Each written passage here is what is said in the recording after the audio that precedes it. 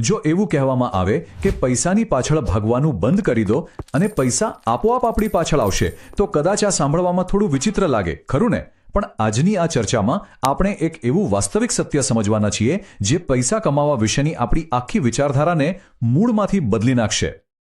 તો એક મોટો સવાલ એ છે કે શું આપણે ખરેખર માત્ર પૈસાની પાછળ જ ભાગી રહ્યા છીએ? વાસ્તવિકતા તો એ છે કે જે લોકો આખી જિંદગી માત્ર પૈસાની પાછળ દોડે છે ને, એ લોકો બસ કાયમ દોડતા જ રહી જાય છે. પણ તેનાથી એકદમ ઉલટું જે લોકો એક નક્કર સિસ્ટમ બનાવે છે, તેઓ બહુ જ સહેજતાથી સંપત્તિનું નિર્માણ કરે છે. અને આ બે વિચારધારા વચ્ચેનો તફાવત ખરેખર બહુ જ મોટો છે. બે મિત્રોની વાર્તા. અહીં આપણે રાહુલ અને અમન નામના બે મિત્રોની સફર જોવાના છીએ.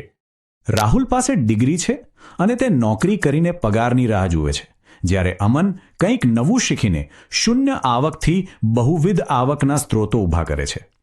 આ બંને પોતાની સફર એકદમ એક જ સમયે શરૂ કરી હતી. બંને પાસે સરખો જ સમય હતો, પણ રાહુલે એક ડિગ્રી લીધી, નોકરી શોધી અને બસ દર મહિને ઘડિયાળના કાંટાની જેમ પગારની રાહ જોતો રહ્યો. જ્યારે બીજી તરફ અમન હતો. તેણે શરૂઆતમાં કોઈ આવક ન હોવા છતાં નવી સ્કિલ્સ એટલે કે નવા કૌશલ્યો શીખવાનું ચાલુ રાખ્યું. તેણે પોતાની જાતને એક ટૂલ બોક્સની જેમ તૈયાર કરી લીધી અને પરિણામ માત્ર 2 જ વર્ષ પછી રાહુલ હજુ પણ પગાર વધારાની રાહ જોતો હતો, જ્યારે અમન પાસે આવકના અનેક સ્ત્રોત હતા અને તેણે સાચી આર્થિક આઝાદી મેળવી લીધી હતી. સમય વેચવો વિરુદ્ધ સિસ્ટમ બનાવવી. આ બંને વચ્ચેનો સૌથી મોટો અને મૂળ તફાવત એ જ છે કે રાહુલે પૈસા માટે પોતાનો કિંમતી સમય વેચ્યો. હવે જ્યારે સમય વેચવાની વાત આવે ત્યારે આવક તો મર્યાદિત જ રહેવાની ને, કારણ કે દિવસમાં તો માત્ર 24 કલાક જ હોય છે. પણ અમનનો રસ્તો એકદમ સ્માર્ટ હતો. તેણે એક એવી સ્કિલ વિકસાવી જેની બજારમાં ભારે માંગ હતી અને તેના જ આધારે એક એવી સિસ્ટમ બનાવી જે લાંબા સમય સુધી આપમેળે ચાલ્યા કરે. હવે આગળ વધીએ વિભાગ 2 તરફ. ડિગ્રી વિરુદ્ધ સ્કિલ અને આજના સમયની કડવી વાસ્તવિકતા. સ્કિલ એટલે કે કૌશલ્ય. આ માત્ર સૈદ્ધાંતિક જ્ઞાન નથી, પણ બજારમાં મૂલ્ય અને વાસ્તવિક પરિણામો આપવાની એક અનોખી ક્ષમતા છે.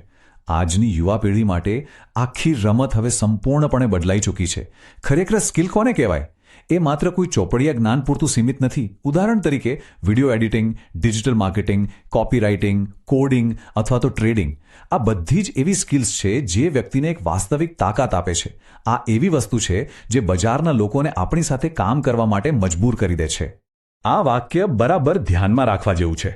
દુનિયા પરિણામો માટે પૈસા આપે છે, ડિગ્રીઓ માટે નહીં. સૌથી મહત્વનો મુદ્દો જ આ છે.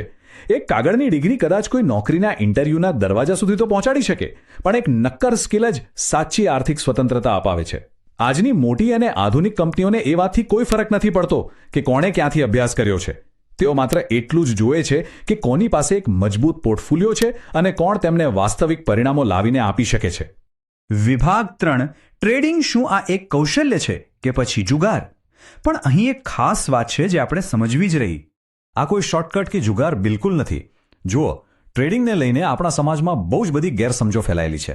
પણ ચાલો આ વાતને સ્પષ્ટ કરી દઈએ કે ટ્રેડિંગ કોઈ રાતોરાત અમીર બનવાનો શોર્ટકટ નથી અને તે કોઈ જુગાર પણ નથી.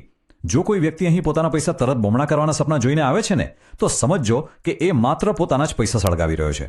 ટ્રેડિંગ એ ખરેખર એક બહુ જ પ્રોપર સ્કિલ છે. આને માટે બજારની બહુ ઊંડી સમજ અને એકદમ યોગ્ય માનસિકતાની જરૂર પડે છે. લોકો નિષ્ફળ કેમ જાય છે? ઘણા લોકો આ ભૂલ કરે છે અને પરિણામે બહુ મોટું નુકસાન ભોગવે છે. અહીં એક બહુ જ આઘાતજનક આંકડો સામે આવે છે. ટ્રેડિંગમાં 90% નિષ્ફળતાનો દર છે અને માત્ર 10% લોકો જ સફળ થાય છે. હવે આ બહુ જ મોટો તફાવત છે, ખરું ને? પણ આવું કેમ થાય છે? વેલ, એનું સીધું કારણ એ છે કે મોટાભાગના લોકોમાં ધીરજનો સદંતર અભાવ હોય છે. તેઓ બજારને શીખવા અને તેની બારીકાઈઓ સમજવા પર ધ્યાન આપવાને બદલે સીધા રાતોરાત લખપતિ બનવા માંગે છે. પણ અફસોસ, બજાર ક્યારેય કોઈને પણ મફતમાં પૈસા વહેંચતું નથી. સોશિયલ મીડિયાનો ભ્રમ. આ નિષ્ફળતા પાછળ જો કોઈ સૌથી મોટું કારણ હોય તો તે આ જ છે. ઇન્ટરનેટ પર જોવા મળતા પેલા નકલી લેપટોપ, લક્ઝરી કારના ફોટા અને ખોટા પ્રોફિટના સ્ક્રીનશોટ્સ. આ બધું લોકોને એવું માનવા મજબૂર કરી દે છે કે જાણે અહીં રોજના હજારો રૂપિયા કમાવા એકદમ રમત વાત છે. પરંતુ વાસ્તવિકતા એ છે કે કોઈ પણ જાતની મહેનત વગર દરરોજ ઘરે બેઠા આવક મેળવવી એ માત્ર એક કાલ્પનિક વાર્તા જ છે, બીજું કાંઈ નહીં. મહાન રોકાણકારો જેવા કે રાકેશ ઝુનઝુનવાલા, વોરન બફેટ અને જ્યોર્જ સોરોસ અસલી સફળતા કોને કહેવાય તે આ દિગ્ગજોના ઉદાહરણ પરથી બરાબર સમજી શકાય છે. આ એવા મોટા નામો છે જેમણે કોઈ રાતોરાત મળેલા શોર્ટકટ્સથી નહીં પણ વર્ષોના સખત અભ્યાસ, પોતે કરેલી ભૂલોમાંથી લીધેલા બોધ અને અખૂટ અનુભવના આધારે પોતાનું આખું સામ્રાજ્ય ઊભું કર્યું છે. જો ખરેખર ટ્રેડિંગ અથવા તો કોઈ પણ નવી સ્કિલ શીખવી જ હોય તો આ 5 પગલાં ખૂબ જ જરૂરી છે. પહેલું, સૌથી પહેલા પાયાની બાબતો એટલે કે બેઝિક્સ શીખો. બીજું, ચાર્ટ અને બજારની ચાલને સમજો. ત્રીજું, રિસ્ક મેનેજમેન્ટ એટલે કે જોખમ કઈ રીતે સંભાળવું તે શીખો. ચોથું, સતત પ્રેક્ટિસ કરો. અને પાંચમું, સૌથી અગત્યનું, પૂરેપૂરી ધીરજ રાખો, કારણ કે કૌશલ્ય ક્યારે રાતોરાત બનતું નથી, તેને ખીલવામાં ચોક્કસ સમય લાગે જ છે. વિભાગ 5, સફળતાના 3 પગલાં. છેલ્લે એક મહત્વની માહિતી છે જે કોઈ પણ સામાન્ય વ્યક્તિના જીવનમાં એક બહુ મોટું પરિવર્તન લાવી શકે છે.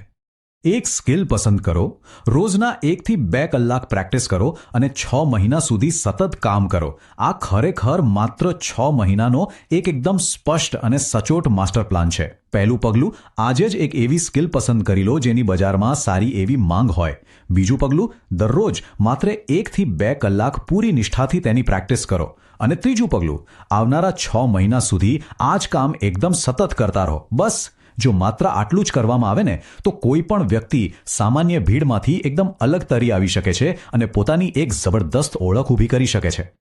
તો છેલ્લે, આવતીકાલે શું આપણે આપણો સમય વેચીશું કે પછી કોઈ સ્કિલ બનાવીશું? આ એક પ્રશ્ન આપણને સૌને ખરેખર વિચારવા મજબૂર કરે છે. આવતીકાલે જ્યારે નવી સવાર પડશે ત્યારે શું આપણે ફરીથી થોડાક પૈસા માટે આપણો કિંમતી સમય વેચવાનું પસંદ કરીશું કે પછી સાચી આર્થિક સ્વતંત્રતા મેળવવા માટે કોઈ નવી સ્કિલ પાછળ મહેનત કરીશું? ચાલો હવે શોર્ટકટ શોધવાનું બંધ કરીએ અને વાસ્તવિક કૌશલ્યનું નિર્માણ શરૂ કરીએ, કારણ કે ખરી આઝાદી અને ખરી સફળતા તેમ જ છુપાયેલી છે. આજના આ વિશ્લેષણમાં આપેલી માહિતી પર ચોક્કસથી વિચાર કરજો. આવજો.